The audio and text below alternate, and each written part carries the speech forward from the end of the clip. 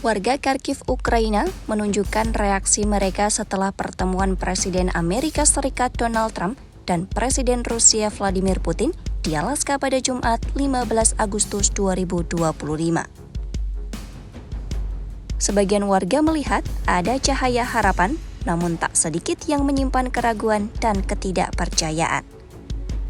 Lantas, bagaimanakah reaksi mereka usai kedua pemimpin negara itu bertemu? Katerina, seorang ibu yang hidup di tengah suara bom dan sirene mengatakan semua ini harus selesai. Jika ada orang yang setidaknya membuka peluang untuk damai, dia akan mendapat rasa hormat. Baginya, setiap upaya sekalipun datang dari sosok kontroversial adalah titik nyala harapan. Это гибнет цвет нации, надо это все останавливать. Поэтому, если будет человек, который скажет, что есть какой-то хоть чуть-чуть шанс, я и вообще сможет это сделать. Не знаю, меня он, наверное, вызовет уважение, по-другому не могу сказать. А как они там договариваются? Я ж не политик, я же не знаю этого. Namun, pandangan berbeda muncul dari Alexandra, warga Kharkiv lainnya yang menilai perjumpaan Trump dan Putin tidak menawarkan apapun selain kebingungan. Menurutnya, kedua pemimpin itu tidak bisa dipercaya. Ia bahkan tidak percaya seorang pemimpin yang memulai perang dan membunuh ribuan orang dihormati dengan karpet merah. Ia menganggap langkah ini bukan upaya damai. Suara-suara seperti itu menggambarkan kekhawatiran lebih besar. Зустріч Трампа і Путіна.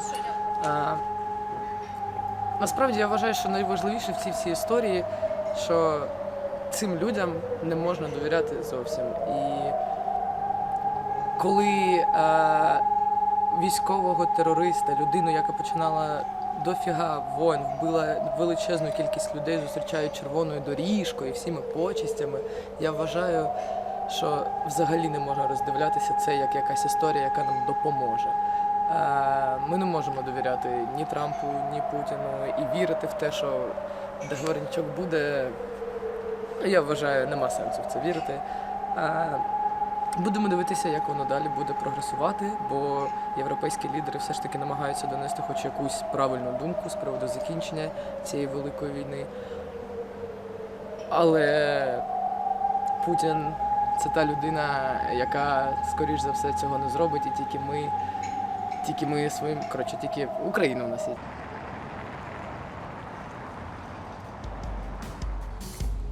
Presiden Ukraina Volodymyr Zelensky tidak dilibatkan dalam pertemuan di Alaska.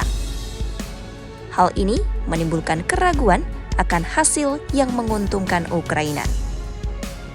Janji Trump untuk mengakhiri perang di hari pertamanya kembali ke Gedung Putih semakin dipertanyakan. 7 bulan setelah berkuasa, hasilnya nihil. Pasukan Rusia masih mendapatkan kemajuan di lapangan, sementara Ukraina kehilangan banyak dukungan militer dari Washington. Meski demikian, ada secuil harapan baru bagi Ukraina. Zelensky dijadwalkan akan bertemu Trump di Washington pada Senin mendatang. Kunjungan itu menjadi pertemuan langsung pertama sejak Februari saat Trump dikabarkan mencaci makinya di ruang oval.